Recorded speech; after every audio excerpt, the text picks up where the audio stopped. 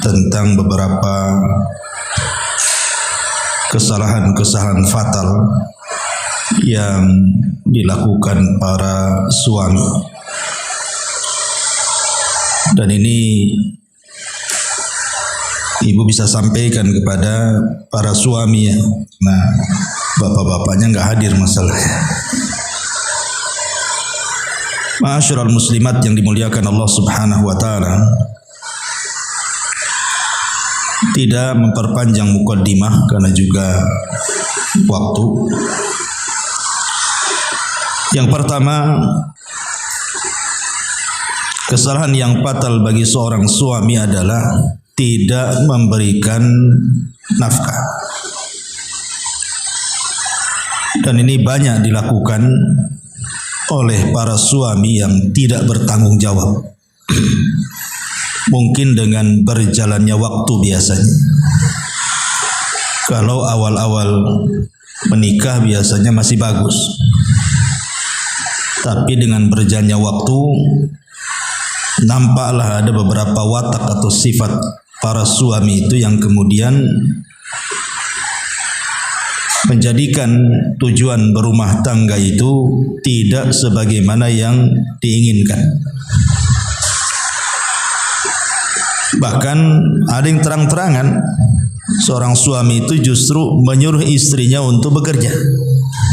Ini kan aib bagi para suami harusnya. Yang lebih parah lagi, terkadang disuruh bekerja itu malah dijauhkan daripada rumahnya. Entah disuruh bekerja ke luar negeri, jadi pembantu rumah tangga atau apalah pekerjaan yang itu sebenarnya bukan kewajiban seorang istri mencarinya. Karena Allah Subhanahu wa taala mengatakan dalam surah Al-Baqarah 233, wa 'alal mauludi lahu rizquhunna wa qiswatuhunna bil ma'ruf. Dan kewajiban seorang ayah adalah memberi makan dan juga pakaian kepada istrinya dengan cara yang baik. Makanya ditegaskan dalam sebuah hadis yang dikeluarkan Imam Ahmad dalam musnadnya, Nabi mengatakan kafa bil mar'i isman an yudayyi'a man yaqut. Cukuplah seseorang itu telah melakukan dosa ketika dia melalaikan kewajiban kepada orang yang harus ditunaikannya. Ini yang pertama, ini yang fatal ya. Kalau suami kok tidak mencari nafkah, malah cenderung menjadi pengangguran, padahal kalau dia mau mencari kerja itu pasti ada saja. Karena tidak mungkin Allah Subhanahu wa taala menahan rizki seseorang. Apalagi dia seorang kepala rumah tangga yang di bawahnya ada orang-orang yang diberi makan oleh dia, anak istrinya.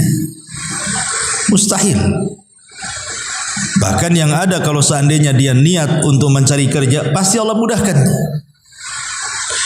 Ini yang pertama. Yang kedua, mengambil harta istri secara paksa.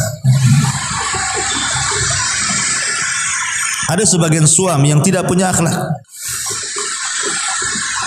Terkadang boleh jadi mungkin bahasanya halus, si suami mau ngambil harta istri itu mungkin dengan bahasa-bahasa ya untuk keperluan, nanti diganti, padahal nggak diganti itu, ya. Atau mungkin betul-betul dengan cara paksa. Mungkin istrinya nggak tahu, atau emasnya diambil, dijual kan gitu.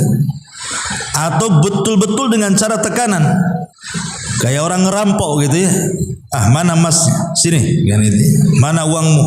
Nah, ini kan jelas-jelas zalim. Allah Subhanahu wa taala mengatakan, ya ayyuhalladzina amanu la ta'kulu amwalakum bainakum bil batil. Wahai orang-orang yang beriman, janganlah kalian makan harta dengan cara batil. Ini sama dengan mencuri namanya. atau mungkin lebih parah lagi merampok kalau memang jelas-jelas memaksa untuk mengambilnya. Karena dalam Islam itu harta istri itu solid milik dia, nggak ada ikut campur suami.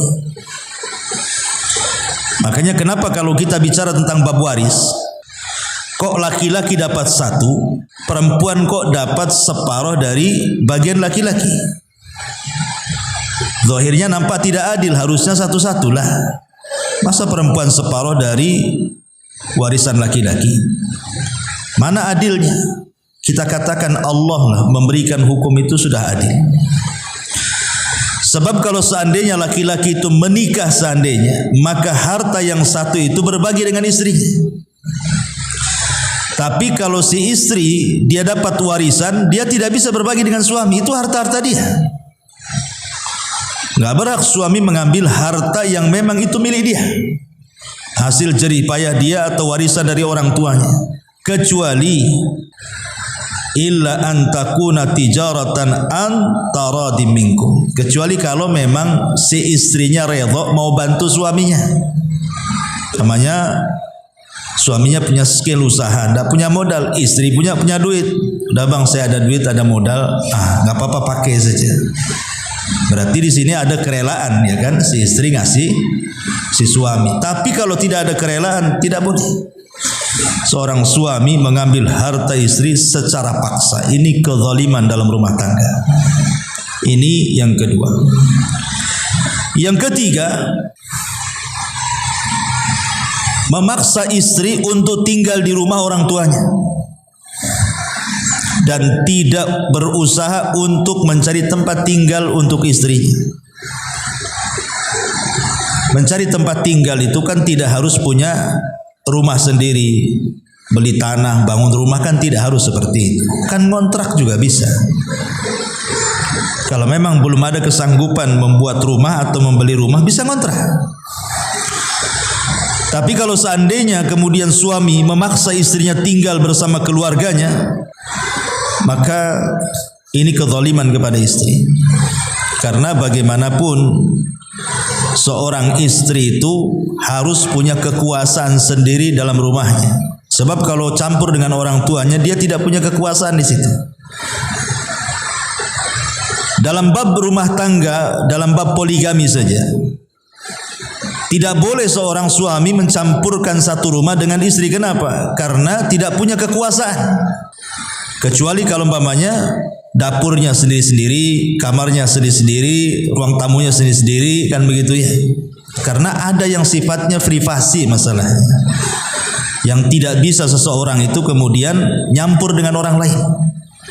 Makanya sebuah kezaliman suami kalau memaksa istri tinggal di rumah orang tuanya.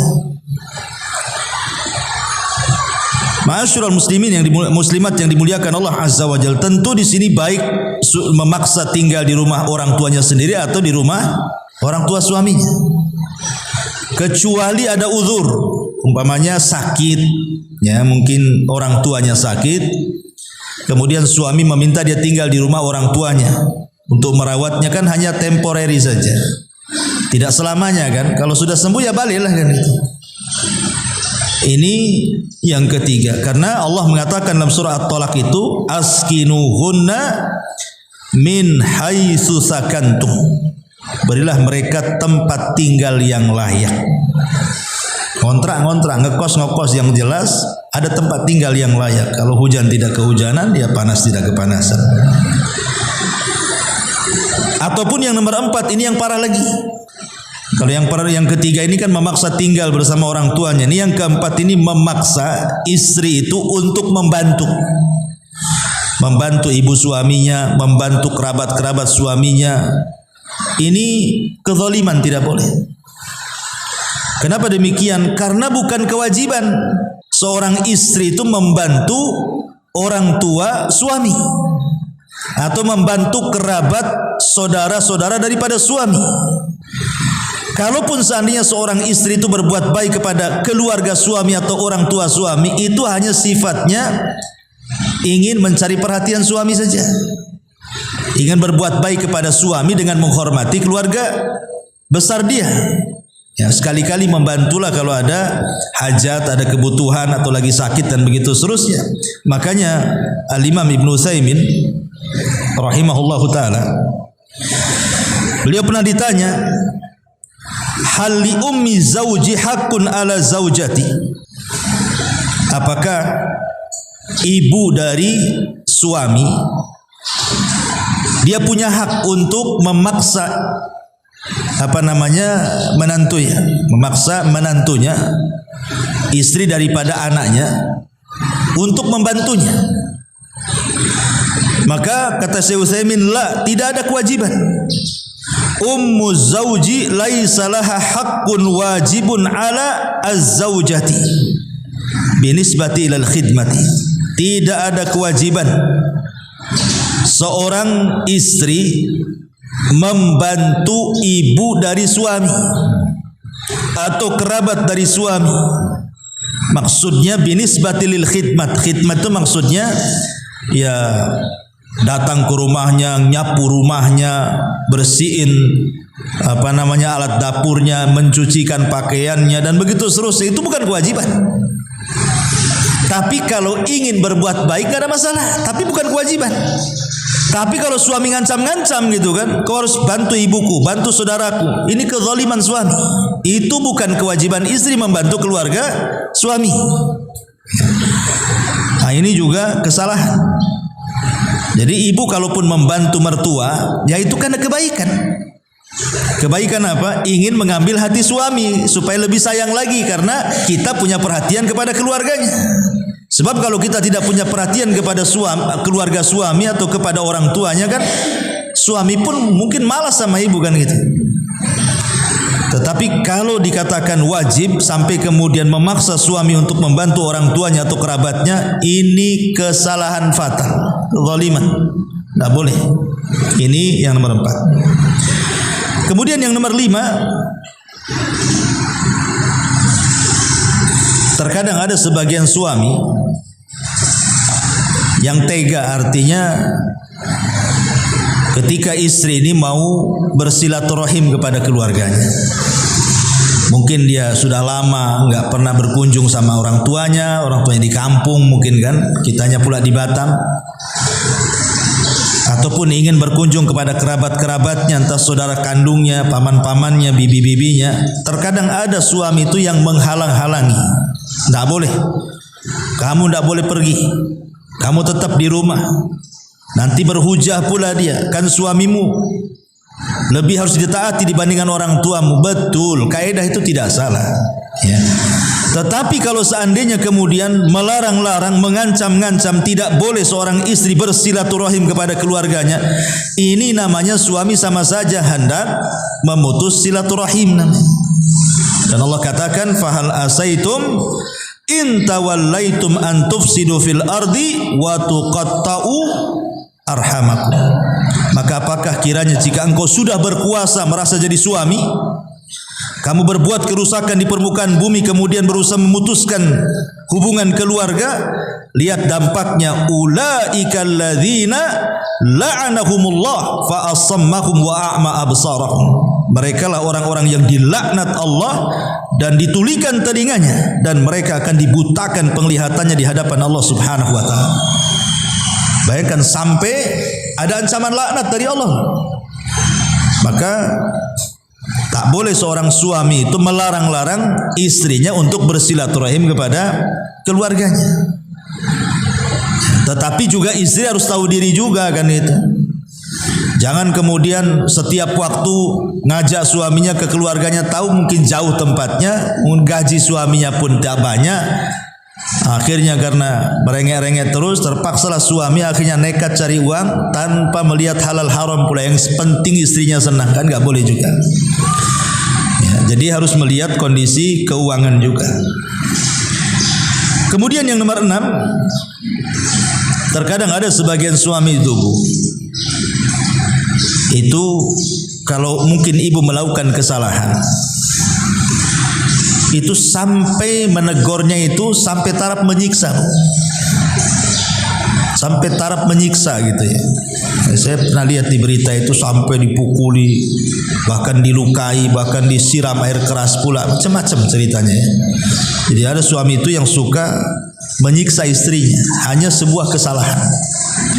Padahal dalam Islam itu, kalaupun seandainya istri itu selingkuh, anggaplah selingkuh, dan betul selingkuh, entah mungkin mukodimahnya dengan melakukan hubungan dengan cara chatting atau ngirim-ngirim foto atau apa, atau mungkin sampai taraf zina lah, anggaplah dengan laki-laki lain. Apakah kemudian seorang suami boleh menyiksa istrinya gara-gara perselingkuhan seperti itu? Tidak boleh. Walaupun sudah jelas-jelas nih, mesti istri kurang ajar kan begitu. Karena dalam Islam itu ada tahapan-tahapan ketika menasihati seorang suami kepada istri. Dan itu disebutkan di dalam Al-Quranul Karim surah An-Nisa 34. Allah Subhanahu wa taala mengatakan, "Wallati takhafuna nusuzahunna fa'idhuhunna wahjuruhunna fil madhaji wadribuhunna fa in ata'nakum fala tabghu 'alaihinna sabila innallaha kana 'aliyan kabira." Dan jika engkau wahai para suami tertakutkan, khawatir ada perselingkuhan yang dilakukan oleh istrimu, kata Allah, apa yang pertama langkah dilakukan? Fa'idhuhunna, nasihati. Nggak langsung main siksa, main pukul, main tunjuk, main melotot, enggak gitu. Nasihati dulu ya. Dinasihati.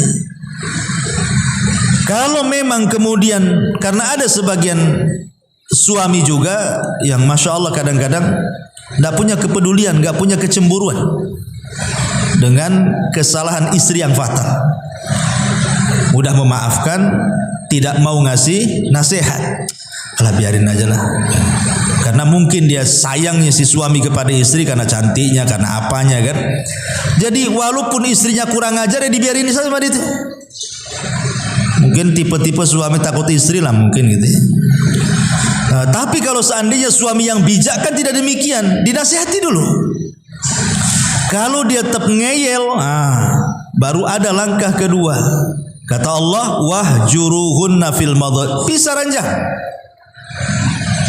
Kalau juga tidak bisa pisah ranjang, masih kurang ajar juga, maka memukul itu tahap terakhir. Allah mengatakan wadribuhunna, boleh kalian memukul, tapi bukan menyiksa memukul di sini.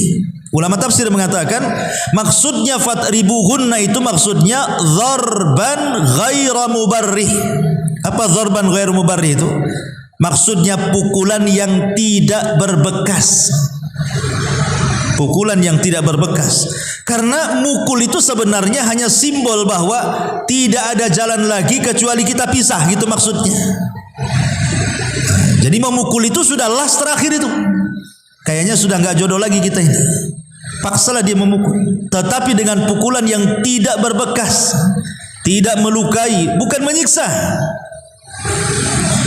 Kemudian yang kedua, syarat memukul itu selain daripada ghairu mubarrih, tidak boleh memukul wajah. Wala tadribul wajha, jangan pukul wajah. Kenapa tidak boleh memukul wajah? Karena Allah Subhanahu wa taala telah menciptakan wajah orang. Tidak boleh seseorang itu memukul wajah yang Allah ciptakan dengan sedemikian indahnya.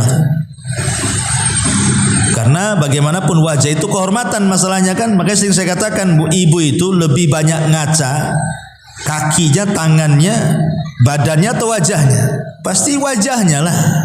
Makanya kemana-mana bawa cermin kecil. Kalau cermin kecil mana bisa satu badan nampak kan? Namanya ke kakinya gitu, biar mata kakinya nampak. Mata kaki tak nampak. Ya mata kepala yang nampak. Makanya di sini dilarang, tidak boleh mukul wajah dan tidak boleh berbekas. Berarti pukulan di sini hanya simbol saja sebenarnya. Ya mungkin mukul pahanya gitu ya, yang banyak dagingnya. Bukan bagian-bagian yang bisa mencelakakan fisik dia. Jadi ini kesalahan suami menyiksa istri karena sebuah kesalahan, tidak melalui tahapan-tahapan gitu ya. Nasihat, kemudian pisah ranjang, baru memukul. Itu pun bukan menyiksa, ya, memukul. Kemudian juga yang nomor 7. Yang nomor 7 di antara kesalahan suami itu adalah memaksa istri untuk melakukan hubungan suami istri yang diharamkan. Mungkin ini mencakup pamannya memaksa melakukan hubungan gaya binatang yang itu tidak dilakukan oleh manusia. Seperti mamanya melakukan jima lewat duburnya, ini kan jelas dilaknat. Tidak boleh, jangan mau. Ya, seorang istri dipaksa suaminya untuk melakukan seperti itu. Kenapa? Karena ada hadis yang mengatakan, man ata imra'atan fi duburiha. Barang siapa yang mendatangi istrinya dari duburnya, faqad kafara bima unzila ala Muhammadin sallallahu alaihi wasallam. Dia telah kafir dengan syariat Muhammad sallallahu alaihi wasallam. Ataupun memaksa istri ketika istri sedang haid atau nifas, haram, tidak boleh. Karena Rasul mengatakan juga, man ataha idhan aw imra'atan fi duburiha aw kahinan fasaddaqahu faqad kafara bima unzila ala Muhammadin sallallahu alaihi wasallam. Rawahu Ahmad wa Tirmidzi wa Nasa'i wa Ibnu Dawud. Barang siapa yang mendatangi istrinya dan dia sedang haid, atau mendatangi istrinya dari duburnya, atau mendatangi dukun dan membenarkan ucapannya, maka dia telah kufur dengan syariat Muhammad sallallahu alaihi wa ala alihi wasallam. Jadi tidak boleh, ya. Ibu jangan mau juga kalau suami maksa seperti itu. Atau mungkin meniru orang-orang barat lah, ya. Meniru orang-orang barat yang menjijikkan bahasanya, mungkin disuruh makan kotoran atau apa, naudzubillah. Intinya bahwa kalau memang dia memaksa untuk melakukan hubungan yang aneh-aneh, yang tidak sejalur dengan fitrah dan juga syariat Islam, maka ibu jangan mau. Karena ini kezaliman suami. Ngapain maksa-maksa seperti itu? Terkadang binatang saja tidak melakukannya, manusia pula melakukannya. Naudzubillah. Ya. Ini yang nomor 7. Kemudian yang nomor 8. Ini juga kesalahan fatal, ya. Yang nomor 8, meninggalkan istri dengan cara menggantung, tidak menceraikan, ya tidak memberikan nafkah.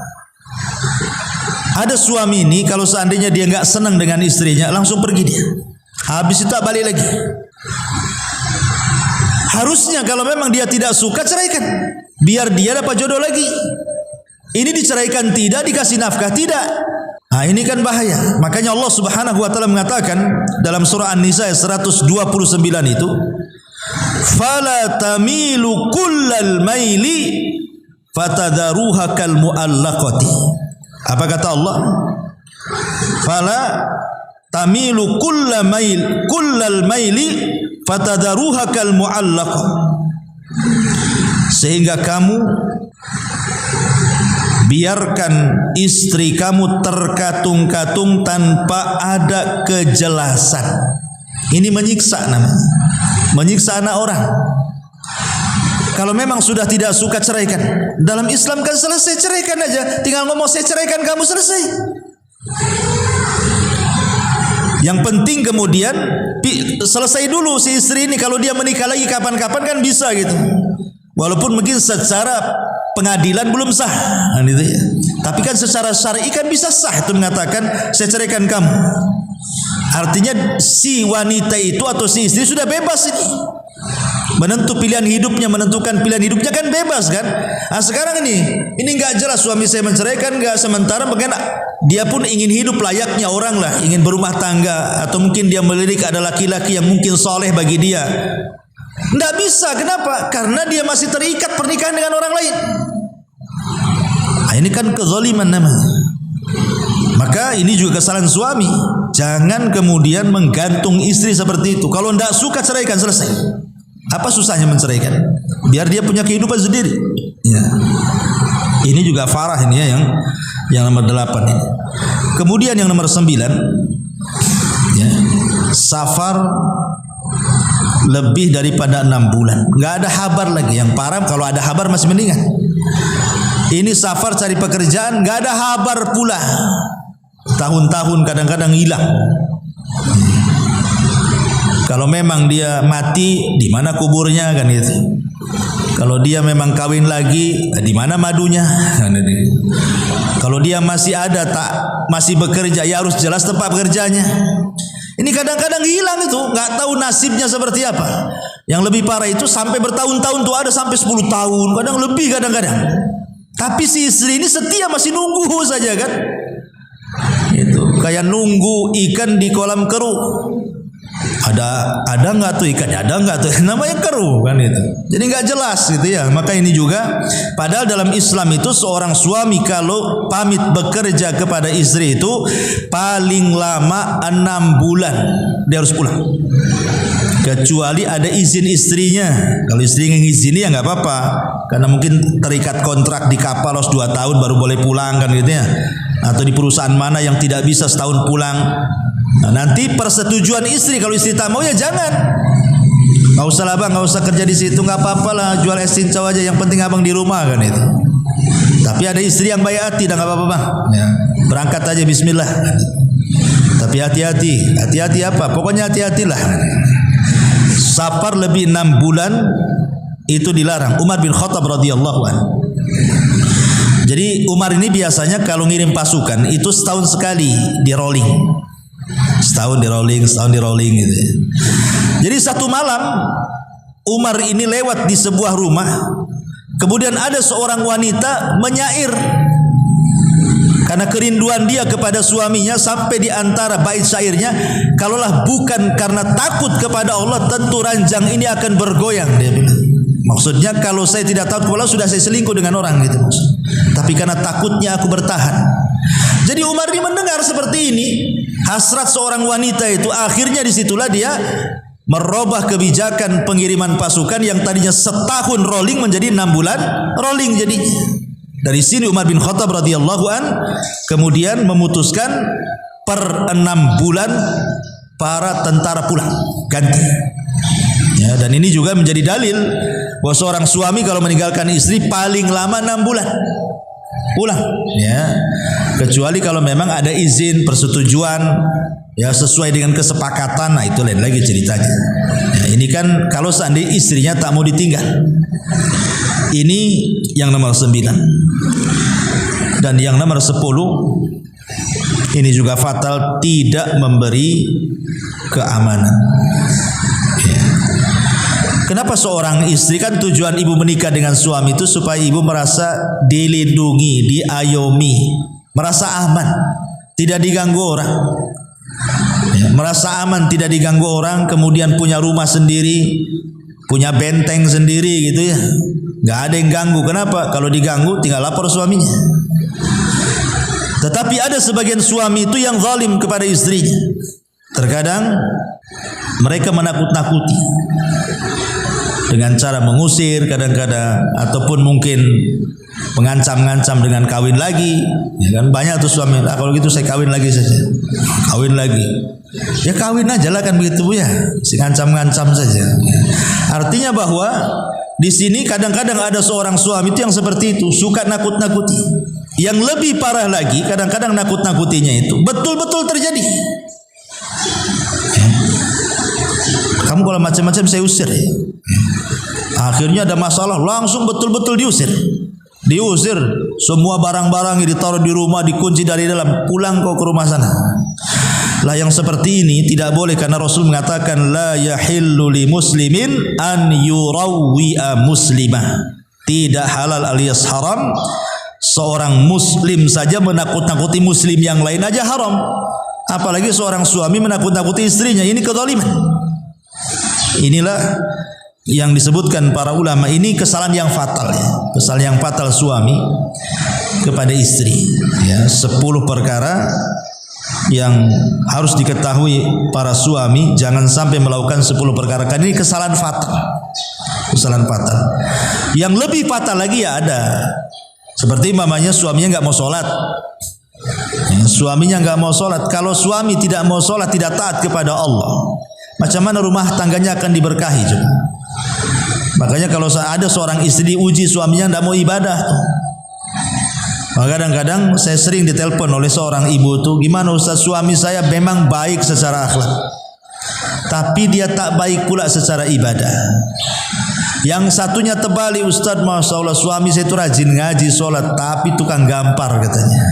Yang satu baik akhlaknya, yang satu bejat agamanya. Yang satu baik agamanya, bejat pula akhlaknya.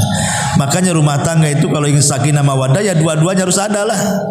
Ya, dia ahli ibadah juga punya akhlak. Makanya kenapa Rasul mengatakan kepada kita orang tua, kalau kita ini punya anak gadis, kemudian ada yang melamar, kata Rasul, kalau ada laki-laki yang melamar putrimu, kemudian baik agamanya, kemudian baik akhlaknya, segera nikahkan dengan laki-laki itu. Kalau tidak, rusak agamamu. Kalau tidak, rusak anakmu. Karena yang merusak anak itu tadi, namanya mendapatkan suami bagus agamanya, tak bagus pula akhlaknya. Kasihan anak kita kena gampar terus kan itu. Atau sebaliknya, memang suaminya baik bu, Masya Allah, dikasih rumah, dikasih ini, tapi apa kemudian dia menjerumuskan anak kita ke neraka jadinya. Nah ini salah siapa? Orang tuanya lah membiarkan anaknya menjerumuskan lagi anaknya ke neraka. Enak di dunia sesat, habis masuk neraka pula. Auzubillah. Ya. Jadi ada suami-suami yang seperti ini, ya, mereka tidak mau sholat, ya ibadah, tapi minimalnya kalau seandainya baik agama, walaupun akhlak tidak baik, kan akhlak ini bisa diperbaiki sedikit demi sedikit. Sebab kalau sudah rusak agama lebih sulit tuh untuk baik akhlaknya. Karena kalau tahu agama kan takut kepada Allah minimalnya. Nanti lama-lama Allah kasih hidayah. Tidak mungkin lah kalau sholat-sholat terus kok nggak dapat hidayah. Asik gitu terus kan. Pasti satu hari pun akan berubah. Karena dia dekat dengan hidayah. Lain dengan yang baik akhlaknya, dia jauh dari hidayah. Ya mungkin dia baik, lama-lama ada waktu-waktunya dia jahat tuh nantinya. Nah inilah makanya penting memahami 10 masalah. Ya. Ma'asyiral muslimat yang dimuliakan Allah Azza wa Jalla. Bagaimana kalau kebalikannya? 10 kebalikan daripada suami. Nah ini juga kita bacakan saja. Ya. Ini terbalik nih ya. Yang pertama 10 kesalahan istri juga ini. Kalau ini benar pengajian nih, karena saya depan ibu-ibu. Kalau tadi kan harusnya depan bapak-bapak kan itu. Yang pertama bu, ya, kesalahan ibu itu, jangan mengkhianati suami. Jangan pernah mengkhianati suami. Dengan cara apa mengkhianati suami itu? Ini yang saya sebutkan yang parah-parah saja ya. Kalau mau disebutkan kesalahan ibu ya banyak lah. Saya sebutkan yang parah-parah saja. Jadi jangan mengkhianati suami itu seperti ibu melakukan hubungan dengan laki-laki lain. Ya, mungkin hubungannya ringan, tadi hanya ngechat saja atau kirim-kiriman foto atau ngobrol, tapi ada yang lebih parah sampai berselingkuh, betul, berzina. Ya. Maka ini pengkhianatan tingkat tinggi dalam rumah tangga, tidak boleh. Bahkan yang lebih parah sampai dalam hubungan seorang istri ketika berhubungan dengan suami, ketika berhubungan itu yang dibayangkan seolah-olah bukan suami dia yang sedang menghubungi dia, tapi orang lain yang sedang berhubungan dengan dia. Ini syaitan. Ya, ini namanya ada jin namanya jin al-asyik. Ya. Ada nama jin itu namanya jin al-asyik. Jin al-asyik ini yang suka mengganggu rumah tangga. Masuk kepada para wanita kemudian menghayalkan laki-laki lain. Terkadang laki-laki ini mungkin ibu tidak kenal, tidak pernah ketemu, tidak pernah salaman, tidak pernah ngobrol. Boleh jadi mungkin artis-artis yang ibu nggak kenal, mungkin tengok drakor gitu ya, drama Korea. Habis tengok artisnya, tengok pula suami ibu. Kok beda, yang ini putih, yang ini hitam, hitam putih jadi gitu ya. Akhirnya kemudian kebayang pula, ini nggak boleh. Kalau sudah menjadi suami, terimalah takdirmu. Terima takdir, itulah takdir. Justru di situ letak sorganya ibu itu, sabar. Ketika melihat suami tetangga ganteng, kok suami sendiri kurang ganteng, ibu sabar, di situ letak sorganya. Sabarnya di situ. Ini yang pertama. Yang kedua, ya, menyama-nyamakan suami dengan orang lain.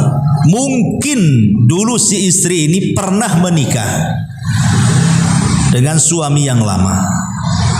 kemudian menikah lagi dengan suami yang baru cerai, menikah dengan suami yang baru. Akhirnya dibanding-bandingkan. Bang, kok bukan kayak suami yang dulu katanya. Kenapa suami yang dulu baik? Lah kenapa kok nikah aku? Kan gitu. Jadi ada orang istri itu dia ya itu masih mending lah karena kan dalam lingkup keluarga. Tapi yang lebih parah itu membanding-bandingkan dengan suami tetangga, itu yang masalah. Karena hakikatnya sebenarnya kalau umpama ibu mengatakan seperti ini kepada suami itu, bang, tengoklah tuh suami sebelah tuh. Tengok, apa yang harus ditengok? Tengoklah, kan? Apa yang ditengok? Kan? Tuh tengok tuh, pagi-pagi dia bangun, ya kan? Wangi, ganteng, kerjanya bagus, abang nih tidur, pokoknya ya paham lah ibu-ibu kan. Kalau sebenarnya kalimat seperti ini nggak layak diucapkan. Kenapa? Itu sama saja ibu itu memposisikan kalau gitu suami saya itu dia dan bukan kamu. Itu sebenarnya bahasanya seperti itu. Cuman dibahasakan lain. Ya. Jadi tidak boleh, apalagi sampai menunjuk betul-betul nampak suami tetangganya lewat. Itu kayak dia, itu lebih parah lagi. Gitu. Ya. Jadi kalau takyin itu lebih parah lagi. Tadi kan umum tetangga yang mana kan nih. Tapi kalau ini kan sama dengan ibu mengatakan kalau bisa suami saya itu dia, bukan kamu. Gitu. Cuman bahasanya dipelintir saja sama ibu. Ini yang kedua. Yang ketiga, ibu jangan membalik dunia. Ya, jangan membuat dunia terbalik. Dengan cara apa? Ibu itu kan dipimpin sama suami. Ini terbalik, ibu mimpin suami. Ada perempuan itu mau jadi pemimpin tuh. Mau dipilih dia untuk presiden 2024. Jadi ibu ini maunya jadi pemimpin dalam rumah. Nggak boleh ibu. Kodrat seorang ibu ya ibu ini bukan pemimpin, dipimpin. Karena pemimpin itu sudah jelas ar-rijalu qawwamuna 'alan nisa, kan suami pemimpin jelas. Quran mengatakan ar-rijalu qawwamuna 'alan nisa. Kurang apa? Kemudian Allah berikan alasan kenapa mesti laki-laki. Bima faddalallahu ba'dahum 'ala ba'din wa bima anfaqa min amwalihim. Jelas dari segi tenaga bu, suami lebih kuat tenaganya. Ya, mau ibu kerja bangunan, ya, suami lebih kuat, dia kerja kuat suami itu. Cara berfikirnya juga kuat. Kemudian juga mereka sempurna agamanya. Sempurna agamanya. Kalau ibu kan akalnya tidak sempurna karena berbagi dengan perasaan. Kemudian agama tidak sempurna juga karena waktu-waktu tertentu ibu gak bisa ibadah. Waktu haid mana ibu bisa sholat, bisa puasa, pegang mushaf aja diperselisihkan kan begitu. Jadi agamanya kurang tuh. Kalau laki-laki kan sempurna. Ya tidak mungkin laki-laki haid LGBT itu namanya kan. Laki-laki itu ya pasti sempurna agamanya. Ya, maksudnya tidak ada penghalang bagi dia untuk beribadah. Kalau perempuan tidak. Ya. Makanya kenapa kemudian terimalah kodratnya kalau seorang istri itu memang dipimpin oleh suami. Jangan suka mimpin. Karena ada istri itu dia mau semau gue lah bahasa sayanya itu. Keluar rumah sesuka dia, ya, mau izin mau enggak terserah dia. Contoh suaminya datang, istrinya nggak ada. Celakanya lagi handphonenya bukan di silent lagi, dimatikan. Nah suami apa nggak pusing nyari ibu kemana kan itu? Harusnya kan nggak seperti itu. Itu namanya kalau mau merdeka, kenapa nikah? Nggak usah nikah lah kalau merdeka. Ya, jadi jangan membalik dunia, hormati suami. Ya, jangan menjadi pengatur dalam rumah tangga. Aturan rumah tangga itu sudah baku bu. Hak istri apa, hak suami apa, sudah ada, diatur semuanya. Ya, kemudian kadang-kadang nggak mau menerima pendapat suami kan. Suami baru ngomong, ibu udah ngomong duluan. Yang keempat, tadi meninggalkan rumah tanpa izin. Bu, dalam setiap rumah tangga pasti ada masalah. Tidak mungkin tidak ada masalah. Rumah tangga Nabi aja masalah. Rumah tangga sahabat aja masalah. Apalagi rumah tangga ibu pasti ada masalah. Kalau ada masalah bu, jangan kabur dari rumah. Ini fatal. Ya, kalau sampai seorang wanita meninggalkan rumah, ini fatal sekali. Karena berarti perempuan ini tidak mau menyelesaikan masalah keluarga. Dia mau memperluat. Sebab kalau dia sudah kabur dari rumah, ini masalahnya bukan sebatas rumah, tapi dia akan menyebar kemana-mana. Tidak mungkin orang lagi kesel kemudian ke rumah kawannya tidak cerita di kawan, itu mustahil. Atau mungkin pulang kampung ke rumah orang tuanya, nggak mungkin diam-diam, pasti akan cerita juga. Sampai kapan ibu diamkan itu? Murung-murung pasti ditanya kawannya. Susah kali kamu tertawa, biasanya kalau ketawa itu 1 jam dah berhenti kan. Kadang senyum aja susah, mesti kan ditanya begitu. Atau paksalah awalnya mungkin sedikit yang diceritakan. Keasikan melebar, akhirnya semua diceritakan. Kan jadinya memindahkan masalah tuh jadinya. Maka ini yang nomor 4. Kemudian yang nomor 5, jangan menghina keluarga suami. Ini fatal. Ya, banyak istri-istri itu yang tidak menghormati keluarga suami. Bahkan lebih parah menghina. Menghina ibunya suami, menghina saudaranya suami. Ada ya perempuan yang nggak tahu diri nih kayak gini nih. Ya.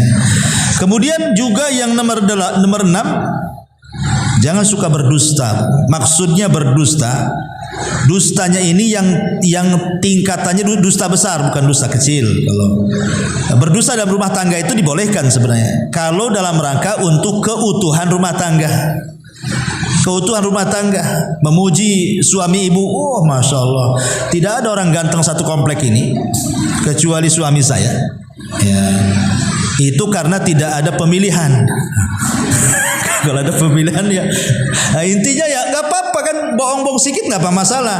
Tapi masalahnya ada nih seorang istri kalau berdusta, ini sampai tingkat perang tetangga.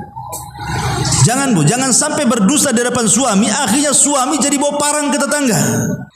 Bang, ini akhir-akhir ini itu tetangga itu kalau saya lewat tuh suaminya selalu mandangi saya. Masalah bu. Apa enggak cemburunya suami naik itu pitam, ambil parang nanti. Jangan ya, jangan berdosa sampai akhirnya perang. Ya kalau memang betul tuh tutupi saja lah, jangan diceritakan. Karena nanti masalahnya beda kalau sudah laki-laki dengan laki-laki, beda bu. Ustadz dengan ustadz aja main parang kemarin, kena bacok tuh kepalanya orang. Di mana tuh? Di Batam Center ya. Sesama ustadz itu. Gara-gara apa saya tak tahu, yang satu kena bacok kepalanya, habis sarafnya kena. Jadi kalau sudah urusan laki-laki dengan laki-laki ini bahaya, dan ibu pula kompor gasnya. Jadi jangan berdusta yang menjadikan dusta suami ini jadi masalah dengan orang. Berdusta soal keluarganya, dijelek-jelekin, kemudian berbohong dan begitu seterusnya, ini jangan sampai. Kemudian nomor 7, membongkar aib keluar rumah. Tidak boleh ya. Privasi. Ibu yang tahu suami tutupi. Sejelek apapun suami, bilang suami saya baik. Ya. Sekecil apapun gaji, bilang suami saya miliarder. Itu maksudnya. Kan itu. Alhamdulillah saya punya suami. Kenapa? Makan enak. Walaupun padahal maksudnya ikan asin dengan tahu tempe aja hari-hari. Tapi sama orang, wah kalau saya enak di rumah. Kalau umpamanya kawannya cerita makan daging, bilang enak suami saya. Ya, hari-hari bawakan makanan gitu. Walaupun itu berdusta, tetapi kan memuji suaminya. Daripada terus terang, berapa gaji suamimu? 10 juta. Mikir deh, kenapa? Suamiku payah gitu. Suami payah-payah bu. Kenapa gaji sebulan gak cukup untuk makan gitu. Maka urusan-urusan privasi tidak boleh diceritakan karena aib masalahnya. Yang tahu dapur ibu itu ibu saja, jangan orang lain tahu. Apalagi yang lebih parah lagi sampai urusan ranjang, ini seburuk-buruk manusia di hadapan Allah. Dan itu ada hadisnya itu. Ya. Kemudian yang nomor 8, jangan suka mengadu kepada keluarga. Kalau ada masalah, dikit-dikit ngadu sama saudaranya, dikit-dikit ngadu sama orang tuanya.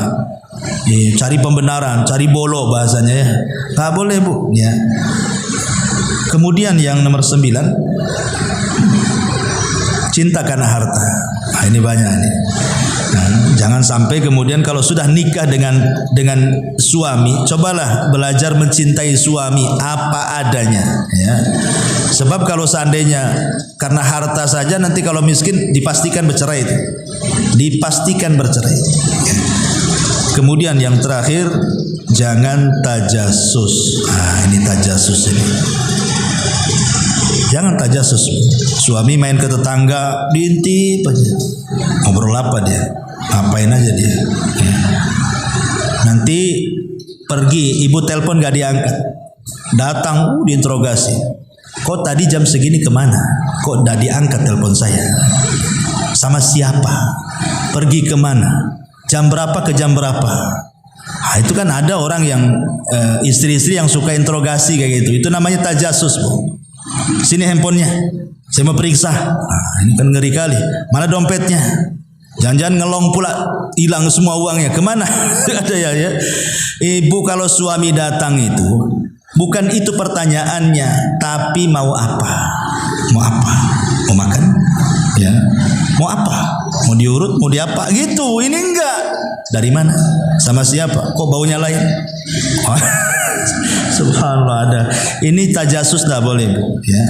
Ini makanya kenapa ada 6 sifat. Kenapa Imam Ghazali itu mengatakan jangan ada seorang istri itu punya 6 sifat. Ya. Pertama, suka mengeluh, kata dia.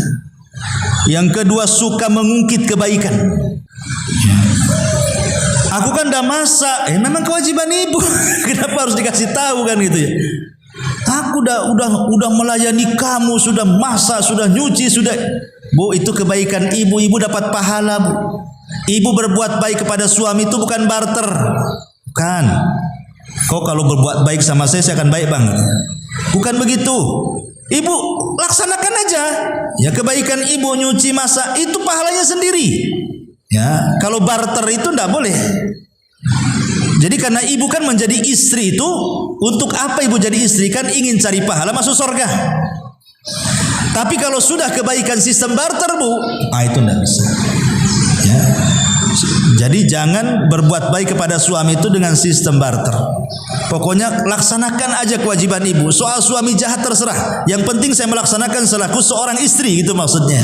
Karena saya tidak mengharap pahala engkau, wahai suamiku. Saya mengharap pahala Allah, itu maksudnya. Jadi jangan suka, kata Imam Ghazali, jangan suka mengungkit kebaikan.